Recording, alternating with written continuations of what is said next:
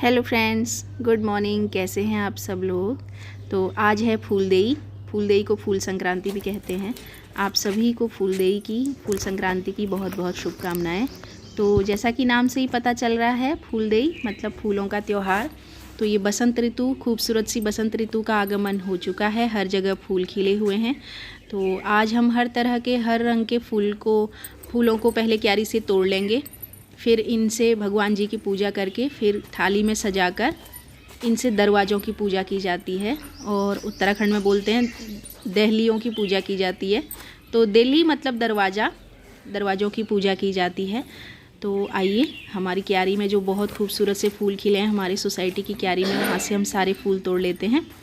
तो सबसे पहले मैंने गुलाब का फूल तोड़ लिया है। अब ये है बोगनविलिया। इसे पेपर फ्लावर भी कहते हैं क्योंकि ये पेपर जैसा पतला होता है, खूबसूरत होता है। इसे पेपर फ्लावर इसीलिए नाम दिया गया। ये कई तरह के, कई रंगों में हमारी सोसाइटी में खिले हुए हैं। तो मैं ये भी तोड़ लेती हूँ। अब हम बढ़ते हैं आगे। ये खूबसूरत सा पीला फूल खिला हुआ है और ये लाल गुलाबी रंग के फूल भी खिले हैं। और गुलाब इस वक्त सबसे ज़्यादा खिले होते हैं, तो गुलाब भी खिले हुए हैं। ये देखिए, छोटा सा प्यारा सा फूल खिला हुआ है। अब हम बढ़ते हैं आगे। ये देखिए, एक सुंदर से पीले फूल खिले हुए हैं। तो इनमें से भी हम कुछ फूल ले लेंगे। आज सारे ही तरह के फूल भगवान को चढ़ाने होते हैं और फिर दरवाज़ों की पूजा होती है। तो अब हमने ये सब फूल ले लिए हैं। अब हम बढ़ते हैं आगे। यहाँ पे काफ़ी क्यारियाँ बनी हुई हैं और सभी में फूल खिले हुए हैं। एक और बोगनविलिया आ गया। ये है सदाबहार। ये इस वक्त काफ़ी खिला हुआ है और ये 2-3 रंगों में है यहाँ पे। तो ये गुलाबी वाला है और सफ़ेद वाला भी है। तो मैंने कुछ सदाबहार के गुलाबी वाले फूल ले लिए। अब मैं कुछ सफ़ेद फूल भी ले लेती हूँ।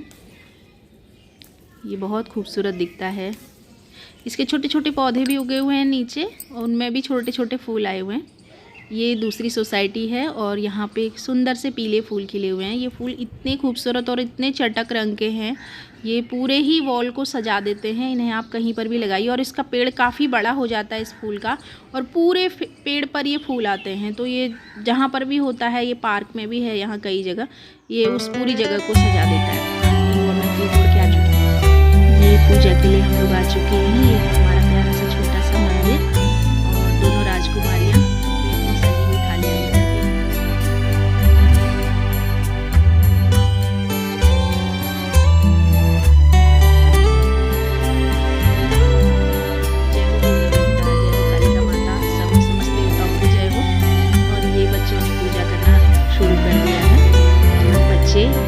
दरवाज़ों की पूजा करेंगे।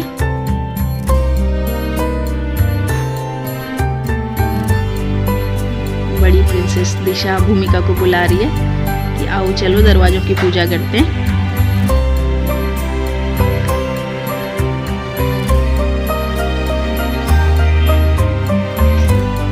अब ये धीरे धीरे दोनों, पहले हमारे जो मेन दरवाज़ा है वहाँ पूजा करेंगे।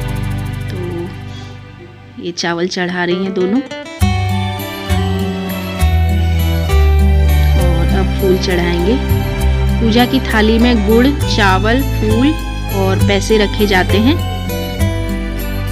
और अब ये बाकी दरवाजों में भी चढ़ाएंगे धीरे धीरे। ये दिशा फूल चढ़ा रही है दरवाजों में।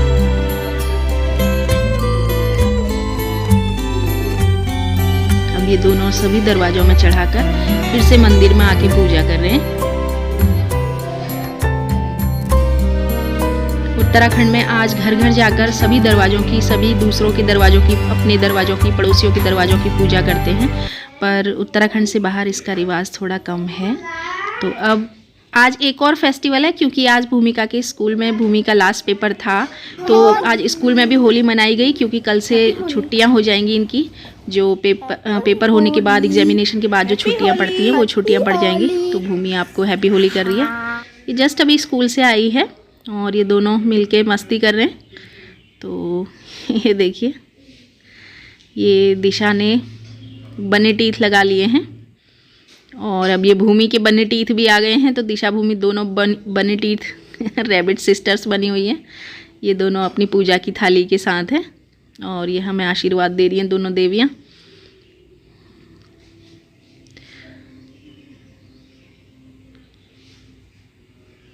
और ये देखिए फिर से देवियाँ आशीर्वाद दे रही हैं। उत्तराखंड में इस वक्त एक बहुत ही खूबसूरत फूल खिल जाता है जिसे बुरांश कहते हैं। इसका जूस भी बनता है। और ये फूलदेई का त्यौहार उत्तराखंड का एक स्थानीय त्यौहार है और इसे फूल संक्रांति के नाम से भी जानते हैं। इस त्यौहार के पीछे एक मुख्य कथा है जो आज भी कही जाती है कि प्यूली नाम की एक वन कन्या थी और वो जहाँ रहती थी वहाँ नदियों में पानी हमेशा रहता था, फूल खिले रहते थे, पहाड़ हरे भरे रहते थे। और एक बार एक राजकुमार वहाँ आया और उसे प्यूली से प्यार हो गया, तो उसने प्यूली से शादी कर ली और वो उसे अपने साथ लेकर चला गया। और जैसे ही प्यूली उस राजकुमार के साथ उस जंगल से, उन पहाड़ों से चली गई, पेड़ पौधे सारे मुरझाने लगे, नदियों का पानी भी सूख गया और उधर महल में प्यूली भी उदास और बीमार रहने लगी। और उसने राजकुमार से कहा कि वो वापस उसे उन्हीं पहाड़ों में छोड़ आए जहाँ से वो आई है, लेकिन राजकुमार माना नहीं और इस तरह से प्यूली उदास रहती थी और एक दिन वो मर गई। लेकिन मरने से पहले उसने राजकुमार से कहा कि वो उसे उन्हीं पहाड़ों में दफना के आए जहाँ से वो आई है। और राजकुमार उसके शव को लेकर वहीं पहाड़ों में उसे दफना के आ गया जहाँ वो पहले रहती थी। प्यूली के उस जगह पर आते ही वो पहाड़ जैसे फिर से खुश हो गए और जिस जगह पर प्यूली को दफनाया गया था वहाँ पर एक खूबसूरत सा पीले रंग का फूल खिला जिसे लोगों ने फ्यूली नाम दे दिया। और तभी से पहाड़ सारे हरे भरे हो गए, नदियों में फिर से जल भर आया और पेड़ पत्ते पौधे फूल पक्षी जानवर सब खुश रहने लगे। इस त्यौहार के माध्यम से छोटे छोटे बच्चे और लड़कियां अपने घर और गांव की उन्नति के लिए ईश्वर से कामना करती हैं। इस तरह के त्यौहार को मनाने का मुख्य उद्देश्य ये है कि सारे छोटे छोटे बच्चे और सभी लोग अपनी संस्कृति को और अपने घर को और परंपराओं को जानें और जुड़ाव महसूस करें। हेलो फ्रेंड्स, कैसे हैं आप सब लोग। अभी बज चुका है शाम का 5:30 और अभी हम लोग घर पे हैं सब लोग। और सुबह काफ़ी खुशी से, उल्लास से, उत्साह से, धूमधाम से फूलदेई का त्यौहार मनाया गया। तो मैं उम्मीद करती हूँ आप सभी को मेरा ये ब्लॉग पसंद आया होगा। ब्लॉग पसंद आए तो प्लीज़ लाइक कर दें और अगर अभी तक आपने चैनल को सब्सक्राइब नहीं किया है तो प्लीज़ हमारे चैनल को सब्सक्राइब भी कर दीजिए। आपके सब्सक्राइब करने से हमारा मोटिवेशन बहुत बढ़ जाता है और हम लोग बहुत खुश हो जाते हैं। तो आप लोग हमारे ब्लॉग देखते रहिए। पिंक एंड पर्पल, उत्तराखंड इन लखनऊ और दिशा पंत, ये दोनों चैनल आप लोग देखते रहिए और लाइक शेयर और सब्सक्राइब कर दीजिए। इसी के साथ एक बार फिर से आप सभी को फूलदेई की और होली की बहुत बहुत शुभकामनाएं। तो अब मैं व्लॉग को एंड करती हूँ और फिर मिलती हूँ आपसे। तब तक के लिए बाय बाय। सभी लोग अपना ध्यान रखें।